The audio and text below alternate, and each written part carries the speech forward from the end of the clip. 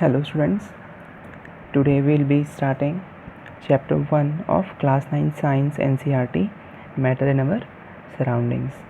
Okay, तो chapter start किससे होता है? मैटर इन अवर सराउंडिंग, यानी मैटर वर्ड से स्टार्ट हो रहा है। तो सबसे पहले हम समझते हैं कि व्हाट इज़ मैटर या मैटर वर्ड आया कहाँ से है। तो व्हाट इज़ मैटर, तो शुरू से ही ह्यूमन बीइंग क्या रहा है, अपने आसपास की चीज़ों को जानने के लिए बहुत ज़्यादा इंक्विजिटिव रहा है ना, जानना चाहता है वो कि आसपास की चीज़ें कैसी हैं, किसकी बनी हुई हैं। तो जो पहले के इंडियन फिलोसोफर्स थे वो क्या मानते थे कि जो यूनिवर्स में जो भी चीज़ें बनी हुई हैं वो किसकी बनी हुई हैं? 5 चीज़ों की बनी हुई है ना। आपने टीवी में मूवीज़ में सुना होगा कि हमारा शरीर है या जो चीज़ें हैं वो किसकी बनी हुई है? 5 तत्वों की बनी हुई हैं, है ना। वायु, पृथ्वी, अग्नि, आकाश और जल, है ना। Air, earth, fire, sky and water. तो ये इंडियन फिलोसोफर्स की बात थी। कुछ ग्रीक फिलोसोफर्स थे वो भी सेम चीज़ मानते थे। लेकिन जब मॉडर्न डे साइंटिस्ट ने इसके बारे में स्टडी की तो हमको पता चला कि इसके अलावा भी बहुत सारी चीज़ें हैं जिससे मिलकर कोई भी ऑब्जेक्ट जो है या बॉडी जो है वो बनती है। ओके, तो साइंटिस्ट ने क्या माना कि जो भी यूनिवर्स में जो चीज़ बनी हुई है वो किसकी बनी हुई है? वो किसी मटेरियल की बनी हुई है और उसको ही उन्होंने क्या नाम दिया? मैटर। तो everything in this universe is made up of material named matter. Okay, अच्छा, अभी जो मैटर है इसका एक प्रॉपर डेफिनेशन चाहिए था। तो क्या डेफिनेशन दिया गया इसका कि matter is anything that has mass and occupies space. तो 2 प्रॉपर्टीज़ होती है मैटर की, एक तो उसका मास होता है और वो स्पेस ऑक्यूपाई करता है, या इसी चीज़ को हम एक और तरीके से बोल सकते हैं कि matter has both mass and volume, है ना। जिसका वॉल्यूम रहेगा वही तो स्पेस ऑक्यूपाई करेगा। ओके, तो मास क्या है? मास का मतलब उसके अंदर कितना मैटर है, भरा हुआ है। तो उसको मेजर करने के लिए हम किलोग्राम या ग्राम में हम उसको शो करते हैं, और स्पेस ऑक्यूपाई किया है उसको शो करने के लिए हम वॉल्यूम को किस में मेजर करते हैं? मीटर क्यूब या सेंटीमीटर क्यूब, या फिर लिक्विड में है तो लीटर में मेजर करते हैं। ओके, तो मैटर की 2 प्रॉपर्टीज़ हमको याद रखने की, एक तो उसका मास होता है और वो स्पेस ऑक्यूपाई करता है। ओके, चलिए अब तो आगे जब हम बढ़ेंगे तो हम मैटर को क्लासिफाई करेंगे। तो मैटर को हम 2 तरीके से क्लासिफाई कर सकते हैं, एक तो फिज़िकली कि वो बाहरी रूप से कैसा है, और एक केमिकली कि वो अंदर से केमिकली कैसा है। तो इस फर्स्ट चैप्टर में हम उसका फिज़िकल क्लासिफिकेशन देखने वाले हैं। ओके, उसके स्टेट्स के बारे में हम बात करने वाले हैं, सॉलिड, लिक्विड और गैस के बारे में। 2 और स्टेट्स हैं जिसको हम लास्ट में देखेंगे, प्लाज्मा और BEC। और केमिकल क्लासिफिकेशन में हम क्या देखेंगे? चैप्टर 2 में एलिमेंट्स, कंपाउंड्स, मिक्सचर्स के बारे में हम स्टडी करेंगे। इसको अभी हम यहीं छोड़ देते हैं, केमिकल क्लासिफिकेशन को। ओके, तो फिज़िकल क्लासिफिकेशन में हम आगे देखेंगे। तो अब हमने मैटर क्या होता है ये देख ले, तो मैटर की अब कुछ प्रॉपर्टीज़ हम देख लेते हैं। कैरेक्टरिस्टिक प्रॉपर्टीज़ ऑफ मैटर, है ना। कैसे पहचानेंगे कि अच्छा ये चीज़ मैटर है ना। तो मैटर की कुछ प्रॉपर्टीज़ हैं वो हम देखते हैं। तो सबसे पहला क्या है कि मैटर जो है वो किसका बना है? पार्टिकल्स का बना हुआ है, छोटे छोटे पार्टिकल्स का बना हुआ है। ओके, तो अभी जो पार्टिकल्स है इसको लेकर फिर 2 सोच थी। तो कुछ लोगों का मानना था, कुछ साइंटिस्ट का मानना था कि ये जो पार्टिकल्स हैं वो कैसे हैं?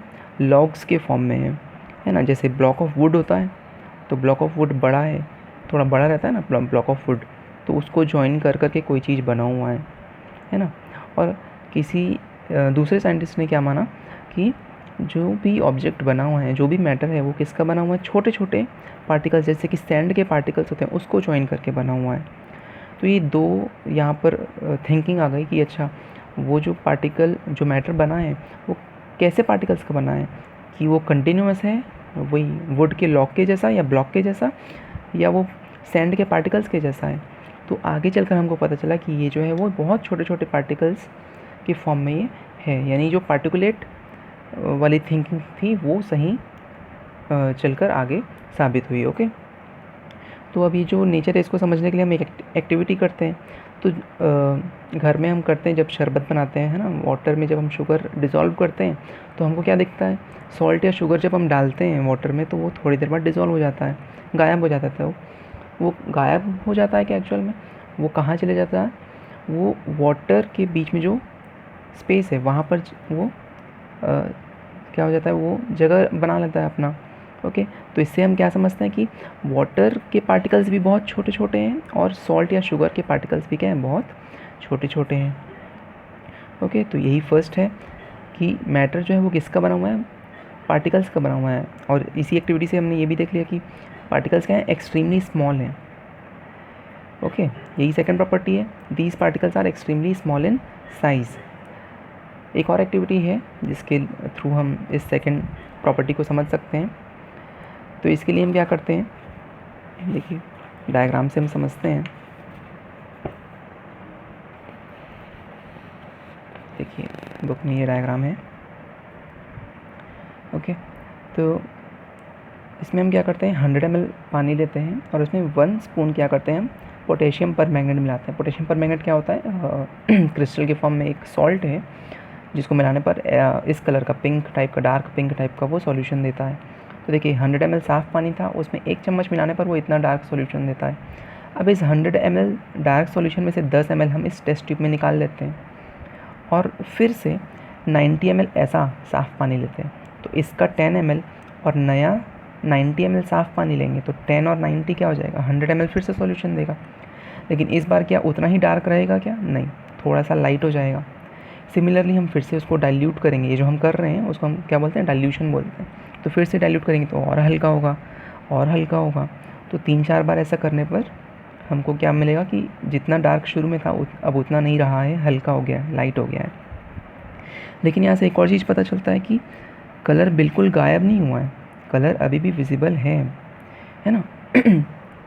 सिमिलरली एक और चीज़ कर सकते हैं, अगर हमारे पास पोटेशियम परमैंगनेट नहीं है तो हम क्या कर सकते हैं, डेटॉल ले सकते हैं। डेटॉल को पानी में मिलाने से क्या होगा, अब वहाँ पर हमको कलर तो नहीं दिखता है, हमको उसका स्मेल दिखेगा, स्मेल हमको आएगा। ओके, तो क्या होगा, डेटॉल का भी जब हम ऐसा डाइल्यूशन करेंगे तो उसमें क्या होगा, पहले में बहुत स्ट्रॉन्ग स्मेल रहेगा, फिर कम होगा, फिर कम होगा, फिर कम होगा। ओके, तो इससे क्या समझ में आता है कि जो पोटेशियम परमैंगनेट के पार्टिकल्स हैं या जो डेटॉल के पार्टिकल्स हैं वो क्या है, बहुत छोटे हैं, इतने छोटे हैं कि वो हमारे इमेजिनेशन के बाहर हैं, इतने छोटे हैं। तो यही सेकंड प्रॉपर्टी थी। थर्ड प्रॉपर्टी में हम आते हैं, जो पार्टिकल्स ऑफ मैटर होते हैं उनके बीच में क्या होता है, स्पेस होता है। Particles of matter have space between them, और ये जो स्पेस है वो सबसे कम किस में रहता है, सॉलिड में रहता है। सॉलिड के पार्टिकल्स बहुत पास पास रहते हैं, चिपके हुए एक दूसरे से। फिर लिक्विड में थोड़े दूर होते हैं और गैस में काफ़ी दूर होते हैं, है ना। तो पार्टिकल्स ऑफ मैटर के बीच में क्या होता है, स्पेस होता है। तो जो फर्स्ट हमने एक्टिविटी देखी थी, शुगर को या सॉल्ट को जब हम पानी में डालते हैं तो वो उसमें मिक्स हो जाता है, डिज़ोल्व हो जाता है। तो वो कहाँ डिज़ोल्व होता है, पानी के बीच में स्पेस रहता है उसी में तो वो डिज़ोल्व होता है ना। ओके, तो यही है थर्ड प्रॉपर्टी की, मैटर के पार्टिकल्स के बीच में क्या होता है, स्पेस होता है, इंटर पार्टिकुलेट या इंटर पार्टिकुलर स्पेस। ओके, चलिए नेक्स्ट जो प्रॉपर्टी वो क्या है, particles of matter are continuously moving, लगातार वो क्या करते हैं, मूव करते रहते हैं। इसका एग्जाम्पल हम समझते हैं एक और एक्टिविटी से, इंसेंस स्टिक, अगरबत्ती से समझते हैं।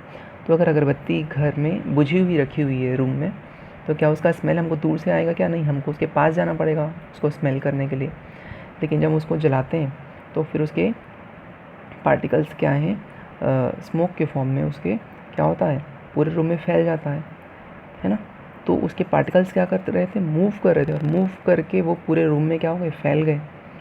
तो इससे क्या समझ में आता है कि उसके पार्टिकल्स लगातार क्या करते हैं, मूव करते रहते हैं। ठीक है, और जब हम टेम्परेचर बढ़ाते हैं तो ये और जल्दी जल्दी मूव करने लगते हैं। ठीक है, तो इसका एक और एग्जांपल हम देखते हैं कि जैसे कि घर में मम्मी खाना बनाती है तो उसमें क्या होता है, उसका स्मेल, खाने का स्मेल हमको आ जाता है ना रूम में।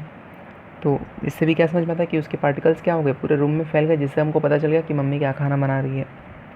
ठीक है, ओके, चलिए लास्ट जो प्रॉपर्टी है वो क्या है, particles of matter attract each other, ये एक दूसरे को क्या करते हैं, अट्रैक्ट करते हैं, खींच के रखते हैं। ठीक है, तो इसको हम क्या बोलते हैं, inter particular force of attraction. तो और ये सबसे ज़्यादा किस में रहेगा, सॉलिड में रहेगा, फिर लिक्विड में, और फिर क्या रहेगा, गैस में रहेगा। ओके, तो एक एक्टिविटी है इसके लिए भी। जैसे एक आयरन नेल है, अगर हम उसको हैमर से ब्रेक करना चाहें तो क्या वो ईजिली ब्रेक होगा क्या? नहीं। तो इसका मतलब क्या है कि उसमें जो फोर्स ऑफ अट्रैक्शन है वो बहुत ज़्यादा है। फिर वैसे ही चौक अगर हम लेंगे, उसको हम कट करना चाहेंगे, कट करके ब्रेक करेंगे तो उसमें भी हमको फोर्स लगाना पड़ेगा। और रबर बैंड है, उसको अगर ब्रेक करना है तो उसके लिए भी हमको फोर्स लगाना पड़ेगा। तो इन तीनों से हमको क्या समझ में आता है कि वो एक दूसरे को, इसके जो पार्टिकल्स हैं वो एक दूसरे को अटैक करके रखते हैं और उसको क्या करना पड़ता है, हमको फोर्स लगाना पड़ता है उसको ब्रेक करने के लिए। ओके, तो ये 5 कैरेक्टरिस्टिक प्रॉपर्टीज़ हैं मैटर की जो कि हमको लर्न करनी है। तो आई होप एग्जाम्पल के थ्रू समझ में आया होगा। चलिए नेक्स्ट क्या है, इसमें 2 डेफिनेशंस हैं जो कि इम्पॉर्टेंट है। एक है डिफ्यूजन और एक है ऑस्मोसिस। तो पहले हम डिफ्यूजन देख लेते हैं। तो डिफ्यूजन का मतलब क्या है?